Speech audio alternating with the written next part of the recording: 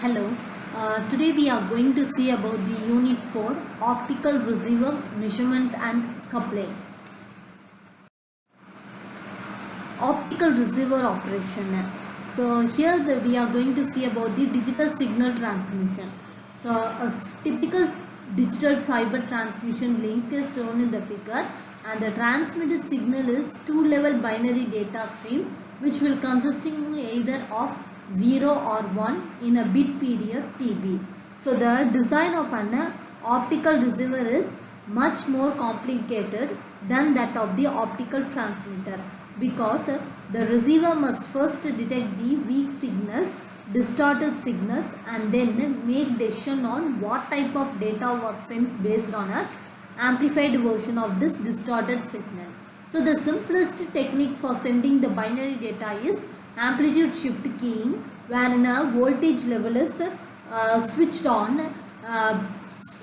between on or off values. So the resultant signal base thus consists of voltage pulse of amplitude B when a binary 1 occurs, and a 0 voltage level space when a binary 0 occurs.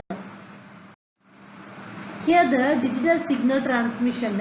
So the typical digital transmission link, that is the one of the simplest techniques for sending the binary data is amplitude shift keying.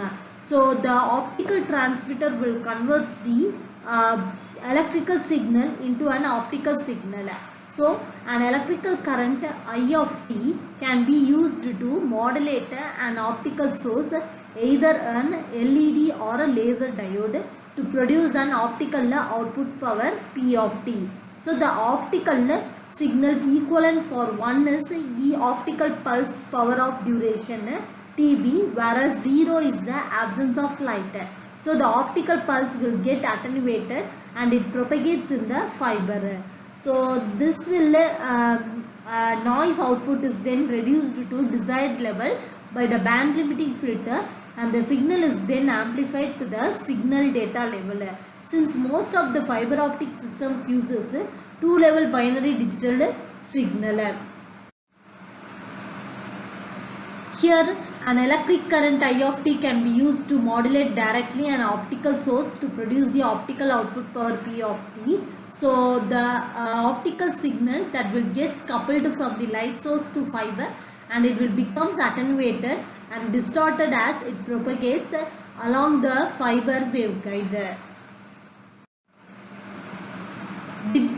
Here the pin or avalanche photodiode at the receiver will convert the optical signal to an electrical signal, and the amplified and filtered signals are compared in a decision circuit with a threshold voltage. So a decision circuit compares the signal in each time slot with a certain reference voltage known as threshold level. So there are two types. One is received signal is greater than threshold level, that is threshold is equal to 1, and received signal is less than threshold equal to 0. If the received signal level is greater than threshold level, then the 1 is said to have been received. If the voltage is below the threshold level, then 0 is assumed to have been received. So in some cases an optical amplifier is placed ahead of the photodiode to boost an optical signal level before the photo detection. So an optical preamplifier will provide a larger gain factor and broader bandwidth. So this process will also introduce additional noise to the optical signal. Next one is error sources. So errors in the detection mechanism can arise due to the various noise and disturbances which is associated with the signal detection system. So the two most common samples of these spontaneous fluctuations are short noise and thermal noise. So the term noise is used to describe the unwanted components of electric signals that will lead to the disturb the transmission and processing of the signal in a physical system, and over which we have an incomplete control. So the first one is the noise sources that can either be external or internal to the system, and it is classified into two types, that is internal noise and external noises. So the internal noises means that is it is caused by the spontaneous fluctuation of current or voltage in an electric circuit. So the two most common internal noises are short noise and thermal noise. So short noises will be arises in an electronic devices because of the discrete nature of current flow in the device. So the thermal noises will be arises from the random motion of electrons in a conductor. So the random arrival rate of a signal photons which will produces a quantum or short noise at the photodetector. So this noise will mainly depends on the signal level. So for an APD and PIN diodes, the additional short noise arises from the statistical nature of multiplication process. So with an increasing avalanche gain, the noise level also increases. So it will be the dark current and surface leakage current noises are independent of the photons. So the thermal noises will arising from the detector load resistor and from the amplifier electronics, which will dominate in the low signal to noise ratio applications. So the thermal noises are Gaussian in nature. So the primary photocurrents which will be generated by the photodiode is a time varying Poisson process and resulting from the random arrival of photons at the detectors.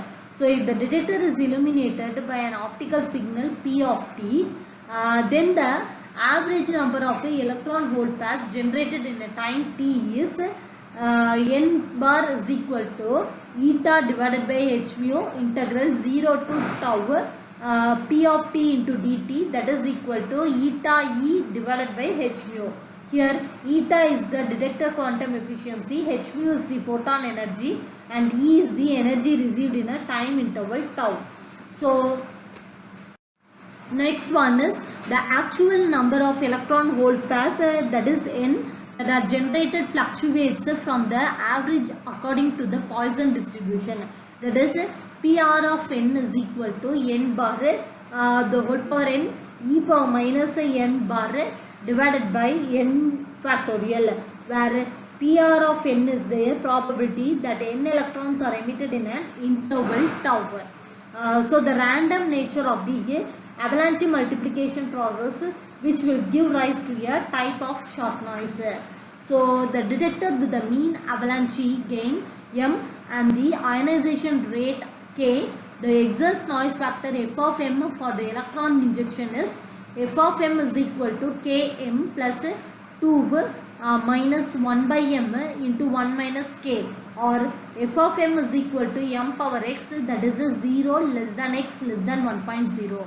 Here the factors of x ranges between 0 and 1.0, which will depend on the photodiode materials. Next one is intersymbol interference. Here when the pulse spreading in an optical fiber, the intersymbol interference will occur, which is considered as attributes of an error source, and it will be shown in the figure. In the figure, the fraction of energy remaining in the appropriate time slot is designated by gamma, so that 1 minus gamma is the fraction of energy that has spread into the adjacent time slots. So when the pulse is transmitted in a given time slot, most of the pulse energy will arise in the corresponding time slot at the receiver. Because of the pulse spreading induced by the receiver, some of the transmitted energy will be progressively spread into the neighboring time slots as the pulse will propagate along the fiber.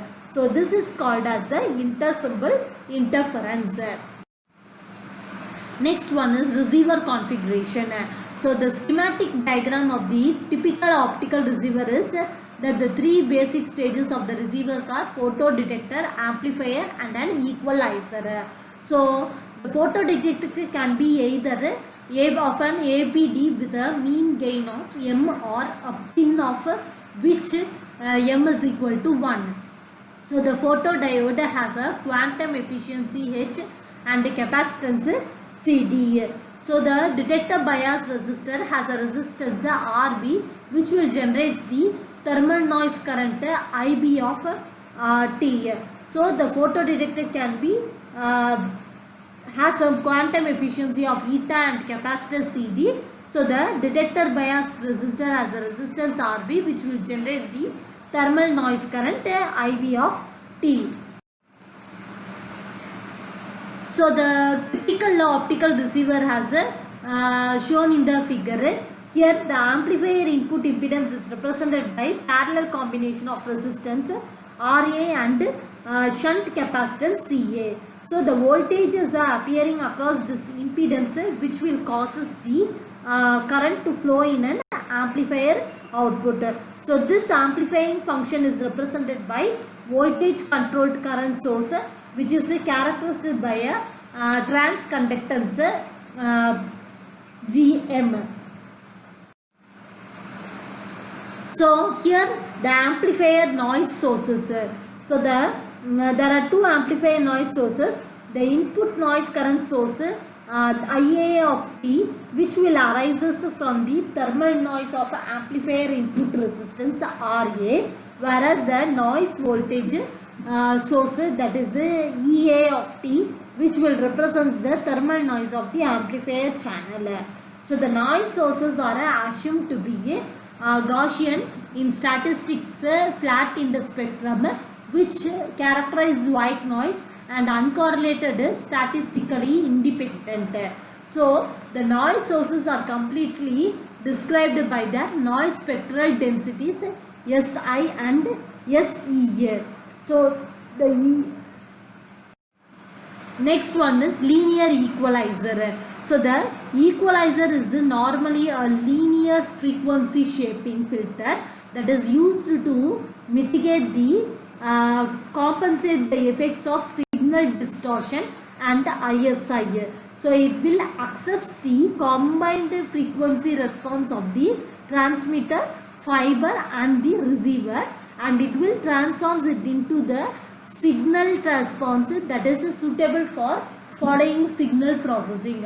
So the equalizer will transform the signal to the signal processing electronics. So it will responsible for the suitable processing circuits.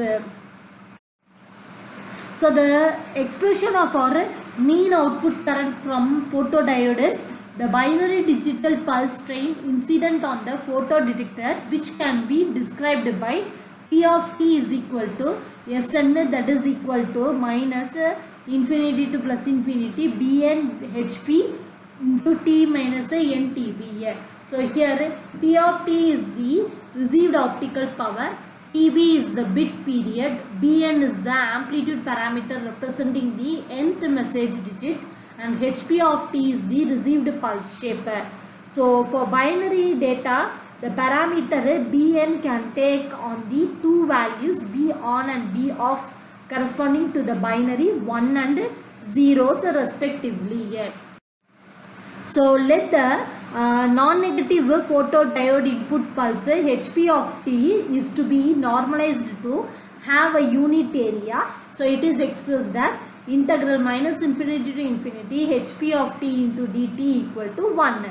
So then Bn will represent the energy in the nth pulse.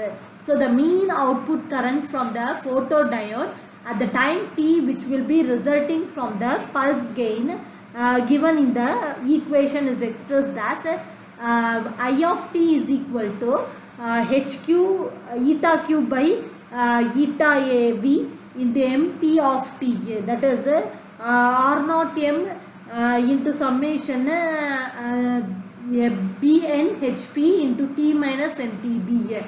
Here R naught is equal to Hq by Hn is the photodiode responsivity, and the above current is then amplified and filtered to produce the mean voltage at an output of the equalizer.